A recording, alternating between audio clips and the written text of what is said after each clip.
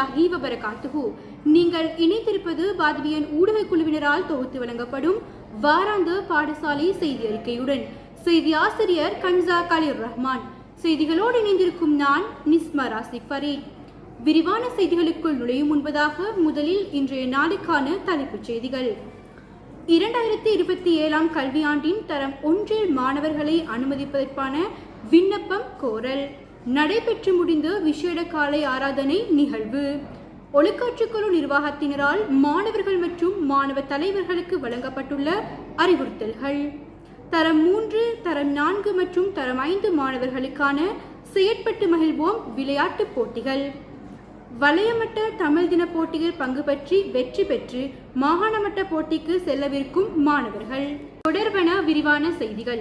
2027 கல்வியாண்டிற்கான தரம் 1 மாணவர்களை அனுமதிப்பதற்கான விண்ணப்ப படிவங்கள் விநியோகிக்கப்பட்டுக் கொண்டிருக்கும் நிலையில் உரிய பெற்றோர்கள் அதனை பெற்று முறையாக பூரணப்படுத்தி பிறப்புச் சான்றிதழ் மூலப்பிரதியுடன் இணைத்து ஜூலை மாதம் 30ஆம் தேதிக்கு முன்னர் பாடசாலையில் ஒப்படைக்குமாறு வேண்டிக் கொள்ளப்படுகின்றனர்.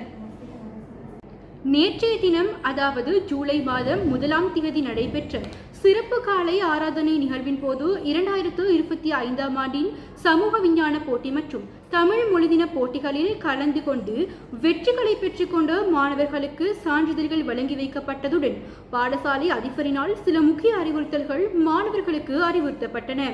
அதன் அடிப்படையில் சீரற்ற காலநிலை காரணமாக டெங்கு நுளம்புகள் பெருகும் அபாயம் அதிகமாக காணப்படுவதனால் மாணவர்கள் பாடசாலை சூழலையும் வீட்டு சுற்றுப்புற சூழலையும் சுத்தமாக வைத்திருக்குமாறும் மற்றும் எதிர்வரும் வாரங்களில் 2ஆம் தவணை பரீட்சைகள் நடைபெற இருப்பதனால் மாணவர்கள் தங்களை அப்பரீட்சைக்கு ஆயத்தப்படுத்திக் கொள்ளுமாறும் வேண்டிக் கொண்டமை குறிப்பிடத்தக்க விடயமாகும். பாடசாலை மாணவர்களுக்கு ஒழுக்காற்றுக்குழு நிர்வாகம் சில முக்கிய அறிவுறுத்தல்களை வழங்கியுள்ளது. அதற்கமைய மாணவர்கள் பாடசாலைக்கு வருகை தரும் பொழுது முறையான சிகை அலங்காரத்துடன் வருகை தருமாறும், அவ்வாறு வருகை தராத மாணவர்களுக்கு எதிராக உரிய நடவடிக்கைகள் மேற்கொள்ளப்படும் எனவும், அத்துடன் வகுப்பாசிரியர்கள் அவ்வாறான மாணவர்களை அவதானித்து அவர்களுக்கு தகுந்த வழிகாட்டல்களையும் ஆலோசனைகளையும் வழங்குமாறும் ஒழுக்காற்றுக்குழு நிர்வாகம் அறிவுறுத்தியுள்ளமை குறிப்பிடத்தக்க விடயமாகும். மேலும் சிரேஷ்ட மாணவ தலைவர்கள் மற்றும் மாணவ தலைவர்கள் தமக்கு வழங்கப்பட்டுள்ள பொறுப்புகளை ஒழுங்காகவும் நேர்த்தியாகவும் உரிய நேரத்துக்கு செய்து முடிக்க வேண்டும் எனவும் ஒழுக்காற்றுக்குழு நிர்வாகம் அறிவித்துள்ளது.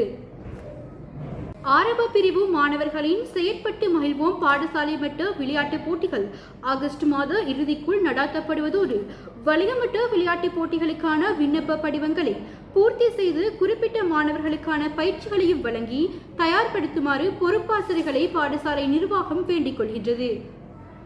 2026ஆம் ஆண்டிற்கான வலயமட்ட தமிழ் மொழிதின போட்டியில் பங்கு பற்றி அறிவிப்பாளர் பிரிவில் முதலிடத்தை பெற்ற தரம் 10ஐ சேர்ந்த MNM அரீஃப் என்ற மாணவனும், வாசிப்பு பிரிவில் முதலிடத்தை பெற்ற தரம் 9ஐ சேர்ந்த A சுமையா என்ற மாணவியும் மாகாண மட்ட தமிழ் மொழிதின போட்டியில் கலந்து கொள்வதற்காக இம்மாதம் 4ஆம் தேதி சனிக்கிழமை ரத்தினபுரி ஸ்ரீ கிருஷ்ணா தமிழ் மகா வித்தியாலயத்துக்கு செல்ல உள்ளனர். மேலும் இம்மாணவர்களுக்கு பாடசாலை நிர்வாகம் வாழ்த்துக்களையும் பாராட்டுக்களையும் தெரிவித்துக் கொள்கின்றது. இத்துடன் பாத்வியன் ஊடக குழுவினரால் தொகுத்து வழங்கப்படும் வாராந்த பாடசாலை செய்தி அறிக்கை நிறைவு பெறுகின்றது. மீண்டும் அடுத்த வாரம் எமது செய்தி அறிக்கையினை எதிர்பாருங்கள்.